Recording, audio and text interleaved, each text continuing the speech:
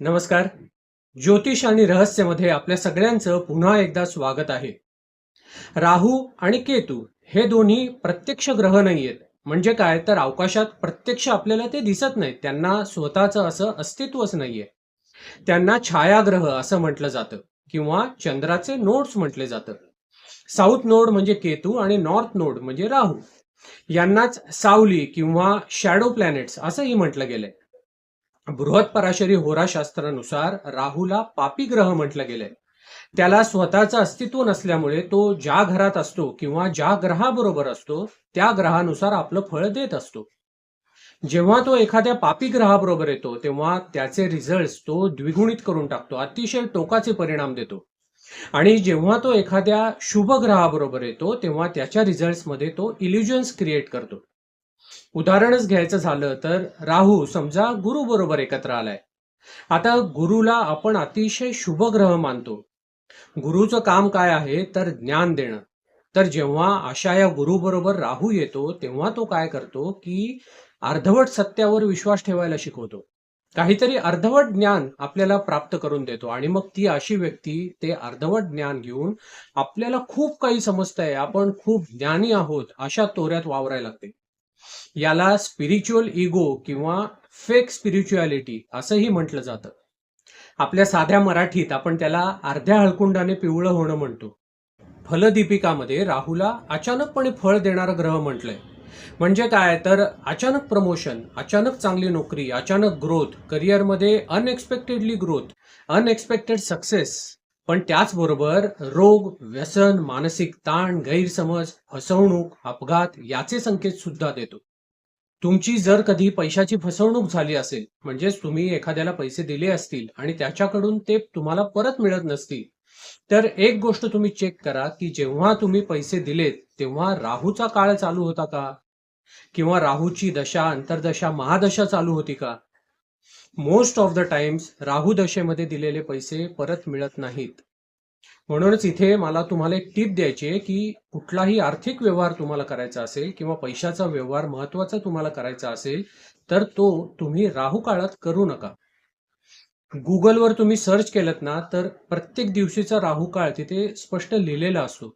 तर आर्थिक व्यवहार करताना तो राहू काळ चेक करा आणि शक्यतो तेवढा कालावधी, साधारण 1-1.5 तासाचा कालावधी असतो, तेवढा तुम्ही अवॉइड करा. राहू अजून काय काय दाखवतो तर राहू म्हणजे अतृप्त इच्छा, राहू म्हणजे कुतूहल, भ्रम. कितीही तुम्हाला मिळालं तरी अजून थोडंसं हवं होतं अशी वाढत जाणारी सततची मानसिक भूक. राहू म्हणजे ऑब्सेशन, लिमिट्स ब्रेक करण्याची सवय, काहीतरी वेगळं करण्याची सवय. तर राहू आपल्या याच विचारांना एक्सपांड करतो आणि त्यातली क्लॅरिटी काढून घेतो. म्हणजेच तुमच्याच विचारांचा वापर तो तुमच्याच विरुद्ध करतो. तुमच्या प्रत्येक विचारामध्ये राहू इल्युजन्स क्रिएट करतो. यालाच भ्रम किंवा राहूचं मायाजाळ असं म्हटलं जातं. तो सत्यापेक्षा आपल्याला भास जास्त दाखवतो आणि तो भास म्हणजेच सत्य आहे याच्यावर विश्वास ठेवायला शिकवतो. आणि मग अशा या व्यक्तीला मटेरियलिस्टिक लाईफ जास्त महत्वाची वाटायला लागते. हाच सगळा राहूचा खेळ आहे.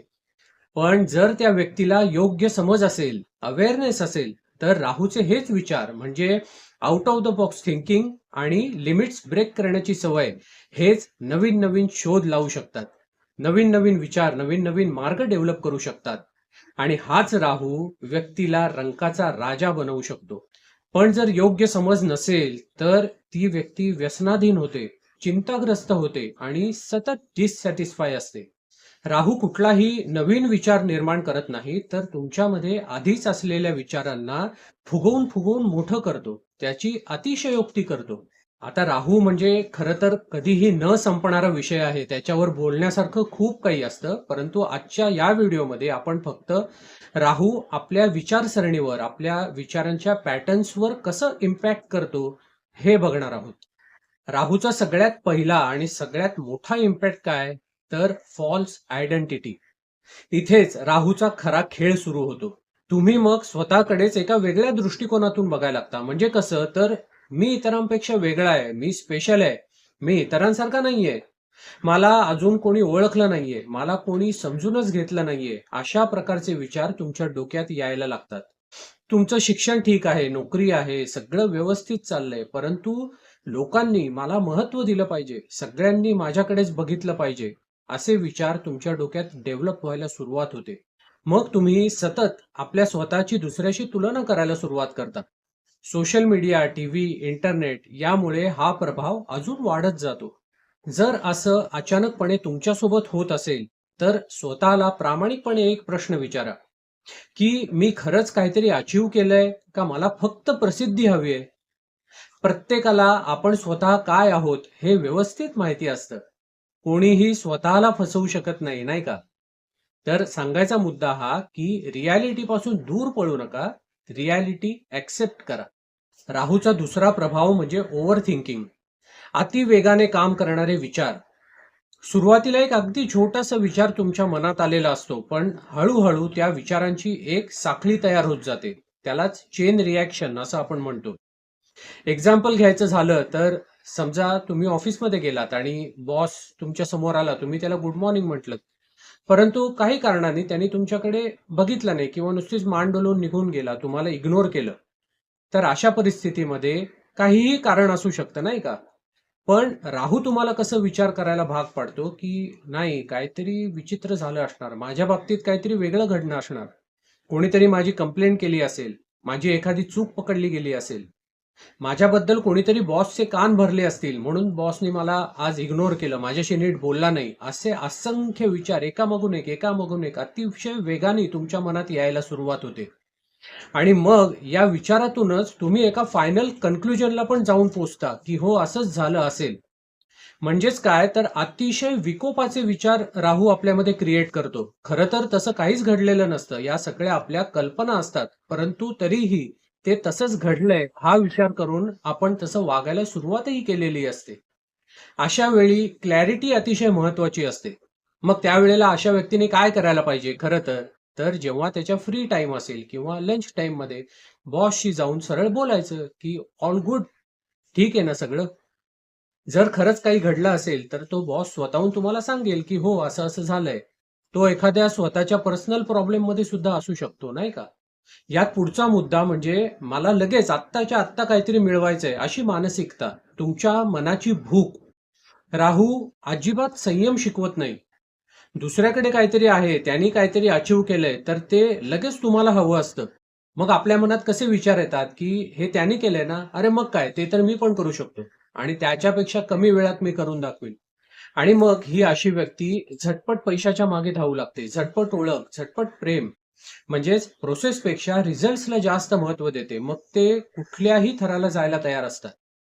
त्यामुळेच फ्रस्ट्रेशन, इम्पेशन्स आणि चुकीचे निर्णय अशा व्यक्तीकडून घेतले जातात. यानंतर येतो संशय आणि शंका वाढवणारे विचार.